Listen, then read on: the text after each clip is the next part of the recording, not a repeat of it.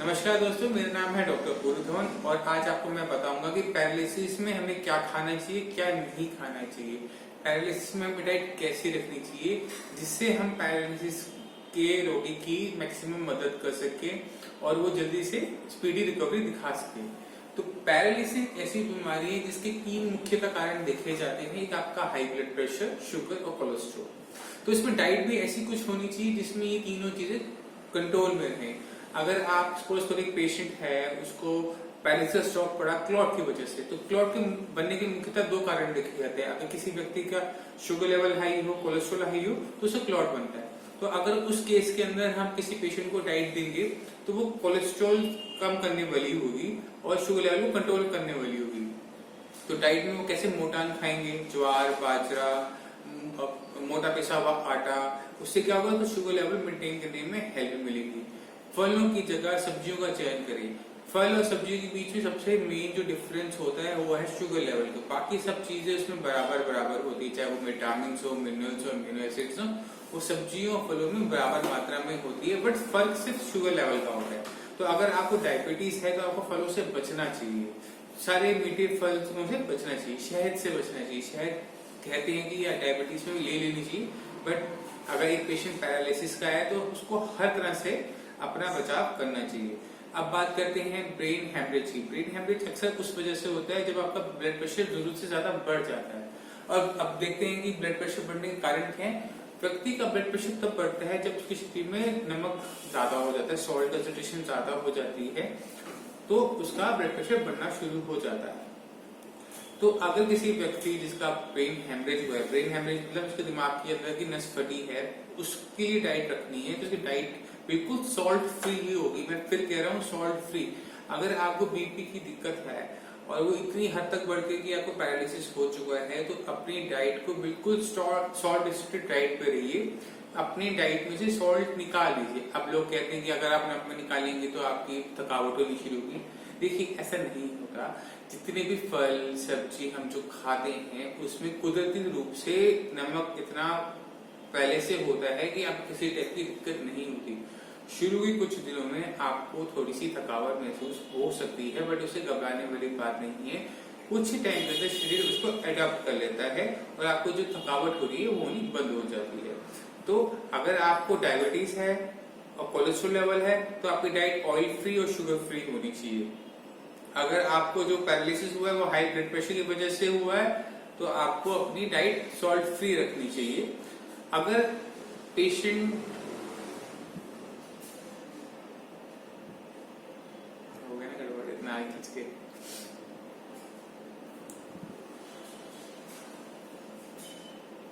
मेरी सभी को ये सलाह रहती है कि आपको चाहे वो शुगर, कोलेस्ट्रॉल बढ़ा हो या बीपी हो, आपको डाइट किस तरह से रखनी चाहिए कि आप आने वाली फ्यूचर की परेशानियों से भी बच सके। क्योंकि पैरालिसिस में ये देखा जाता है कि जिस व्यक्ति को पैरालिसिस स्ट्रोक एक बार जिंदगी में हो चुका होता है उसको दोबारा होने के चांसेस कुदरती रूप से बढ़ जाते हैं।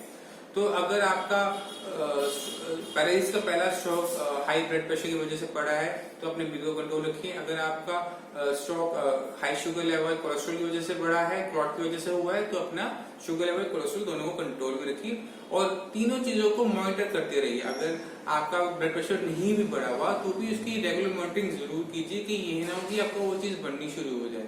तो तीनों चीजों को मॉनिटर रेगुलर इंटरवल पर करते रहिए। इससे आप एक अच्छी लाइफस्टाइल तो जिएंगे, एक अच्छी डाइट तो खाएंगे। आप आने वाली हर परेशानी से पैरालिसिस, क्योंकि मैंने पहले जैसे बताया कि पैरालिसिस लाइफ में कई बार हो सकता है। आपको पहला स्ट्रोक पड़े तो दूसरा स्ट्रोक भी पड़ सकता है, 2 हो चुके तो तीसरा भी पड़ सकता है। तो आप अगर डाइट सही रखते हैं तो आप आने वाली फ्यूचर की परेशानियों से बच सकते हैं। Thank you. 2013 में क्या हुआ था? 24 अक्टूबर को मुझे पैरालिसिस अटैक आया था सवेरे सवेरे। अटैक आया था, फिर उसके बाद में क्विकली मेरे फैमिली ने मुझे वो हॉस्पिटल, हमारे यहाँ के एक नजदीक हॉस्पिटल है, वहाँ पर ले जाके एडमिट किया। मैं टोटली कोमा में था 24 डेज। अच्छा। 24 डेज जब मुझे होश आया तो फिर मैं वो हॉस्पिटल करके वहाँ पर शिफ्ट हो गया था। तब मुझे मालूम पड़ा कि लेफ्ट साइड पूरा मेरा पैरालाइज हो गया। अच्छा। बिल्कुल मूवमेंट नहीं, कुछ नहीं। ठीक है। उसके बाद में फिर वहाँ से काफी दिन, मतलब साल भर वो एलोपैथिक इलाज किया, काफी महंगे इंजेक्शन वगैरह। फिर वो लोग ने भी काफी मीन्स वो एंड में तो ऐसा पोजीशन हो गया मेरा कि डॉक्टरों ने पूरी फैमिली को कह दिया मेरे कि कुछ नहीं हो सकता, आप ले जाओगे मीन्स अच्छा टोटली कॉन केस। ठीक है। बिल्कुल ऐसे मैं ऐसे बैठ नहीं पाता था, बात तो बहुत मुश्किल ही थी, चेहरा वगैरह ऐसा मेरा टेढ़ा हो गया था।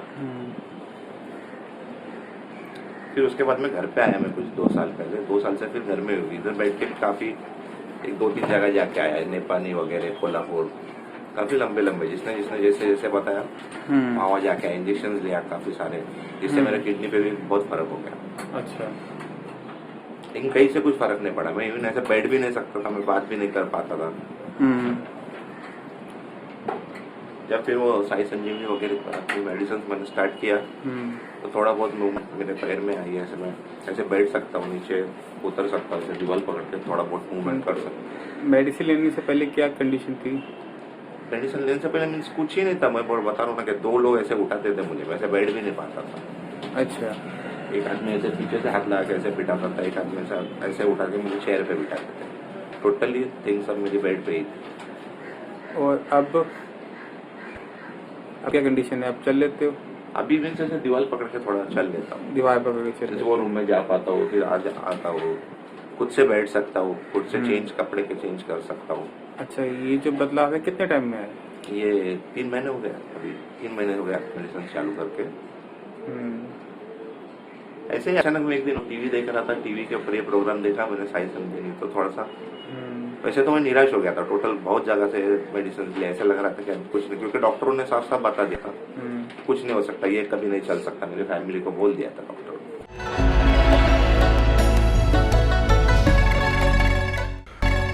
नहीं, एक्चुअली क्या है, मुझे 2009 में अटैक आया था के पास। तो मैं बहुत डॉक्टरों को दिखाया, उन्होंने बताया कि ये ठीक होने वाला नहीं है, ऐसा उन्होंने बोल दिया। जब उन्होंने ऐसा बोला कि ठीक होने वाला नहीं है, अगर आपको वायलेंटली रिटायरमेंट लेना है तो मैं सर्टिफिकेट दे देता हूँ।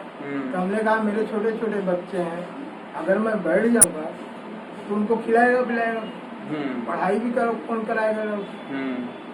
तो हम इलाज करते रहे, ये 10-20 जगह ऐसा दिखाया है जहाँ विख्यात थे कि यहाँ पैरालाइसिस रोगी ठीक हो जाते, मगर वहाँ से भी नहीं आराम मिला। तब मैं एक दिन ऐसे टीवी देख रहा था, तो वहाँ साधना टीवी में ये डॉक्टर साहब, डॉक्टर पुरी धवन जी का ने वो पैरालाइसिस के बारे में जो दवाई बताई वो मंगवाया मैं। और जब मंगवाया तो उसको खा रहा हूँ, अभी जितना पुराना होने की वजह से उतना एक बैग ठीक होगा नहीं, फिर भी मुझे इच्छा शक्ति तो हो गई, चलने की इच्छा शक्ति हो गई, धीरे धीरे प्रोग्रेस कर रहा है। तो अब मुझे थोड़ा ज़्यादा ही रिलीफ मिल रहा है। क्या रिलीफ आ रहा है इसमें?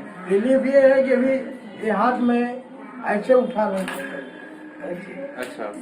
अब वो हाथ उठ रहा है तो उंगली भी अभी काम करना शुरू कर दिया है। अब ये ऐसा लगता है कि मुझे अब आराम से काम करना शुरू कर दिया। और चलने फिरने में क्या आराम मिला? चलने में थोड़ा पैर इधर उधर हो जाता है, वो भी अभी ज्यादा हो रहा था पहले, मगर अभी कम हो गया आपकी दवा की वजह से। ऑफिस जा पा रहे हो? ऑफिस में डेली जाता हूँ। ऑफिस जा पा रहे हो? डेली जाता हूँ, ठीक है। काम करता हूँ, नहीं बैठा रहता हूँ। ठीक है।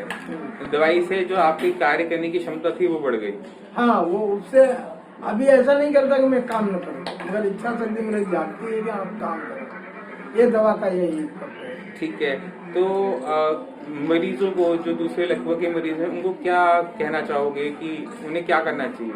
मैं तो बोलता हूँ कि ये साई संजीवनी की जो दवा है वो यूज करें, उनको बहुत रिलीफ मिलेगा। तो इसमें आपने परहेज रखा पूरा खाने हाँ, पीने में? परहेज तो मेरा है। क्या क्या परहेज रखा आपने? अरे वो तुअर दाल बना दिया था। अच्छा। ये सब मैं थोड़ा सा बिल्कुल कम कर दिया, बिल्कुल। अच्छा। अब मूंग की दाल खाता हूँ और रोटी खाता हूँ। खट्टे का परहेज? खट्टा बिल्कुल बंद कर दिया, पूरा बंद कर दिया।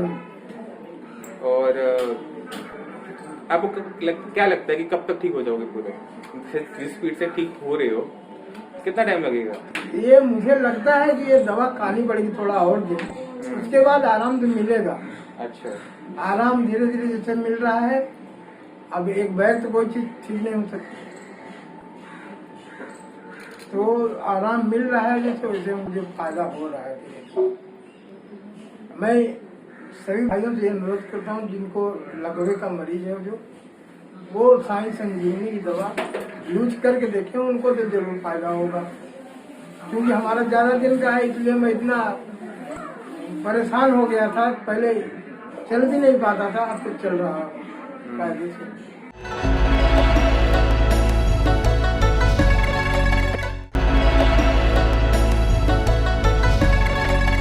बात कब हुई थी इसकी? 2004 में। 2004 में का 2004 में क्या क्या आपका हाथ पैर दोनों काम करने बंद कर दिए थे? हाँ, फिर 2008 वापस आ गया। 2008 में दूसरा स्टॉक पड़ा। हाँ, ठीक है, फिर मेरे काम करना बंद कर दिया। बिल्कुल काम करना बंद कर दिया। फिर तो बहुत दुख लगा। अब दवाई लेते हुए कितने दिन हो गए आपको? अब वहाँ आज 17 दिन है। 17वां दिन है आज, सिर्फ 17 दिन हुए हैं आपको। 6 डेज, 5, 6, 7, 8, 9, 10, आज 6 दिन 6 दिन हुए हैं सिर्फ अभी। और कितना आराम मिल गया? कब मतलब ये देख लो आप, मेरे को 60% तो 100%, इनमें कोई ताकत। 6 दिन के अंदर 60% आराम मिल हाँ गया। पक्का, इसमें कोई दिक्कत नहीं है। मैं कह रहा हूँ 10 kg वेट उठा रोज में इसमें। अच्छा। अब जो बोल रहा हूँ आपको समझ आ रही, हाँ। पहले आपको समझ नहीं आती। अच्छा, शब्द साफ नहीं थे, शब्द साफ तो हो गए हैं। हाँ, सर्दी साफ हो गई काफी। ठीक है, और क्या आराम मिला? और तो मैं तो देखो डॉक्टर, ये पैरों का है। ये पैर क्या है, इनकी नसें वो मुड़ती नहीं, मुड़ गए थे, हाथ पैर मुड़ गए थे। हाँ मतलब अच्छा। सीधा चल नहीं सकता। अच्छा, अब दौड़ के चल सकता हूँ। दौड़ लेते हाँ, हो। आप मेरे को पकड़ नहीं रहोगे। अच्छा, अब भूख कैसी है? अब बढ़िया था बहुत। पेट साफ हो रहा है? हाँ बाकी सब ठीक है? हाँ, बहुत बढ़िया। चलो, ये तो बहुत अच्छी बात है कि बहुत जल्दी बहुत अच्छी रिकवरी मिली। हम यही चाहते हैं कि आपके थ्रू हम और लोगों की मदद कर नहीं, सकें। ऐसा होगा है? मेरे पास कम से कम डॉक्टर, मैं कह रहा हूँ आपको 50 ये पेशेंट है, तो उनको मैंने कहा भाई कह 2-4 देखना, फिर मैं फोन करूंगा, मंगा लेंगे भाई। अच्छा, आपने परहेज पूरा रखा अभी तक? अरे साहब, बात पराज में बहुत कीड़ा हूँ। परहेज में क्या क्या रखा आपने? खटाई, तली हुई, नजदीक से तला हुआ खट्टा और कुछ भारी आइटम नहीं खानी। खाना अपना लाइफ टाइम अब हल्का ही रखना, खटाई से खास परहेज रखना, जब तक दवाई चली कस के रखना।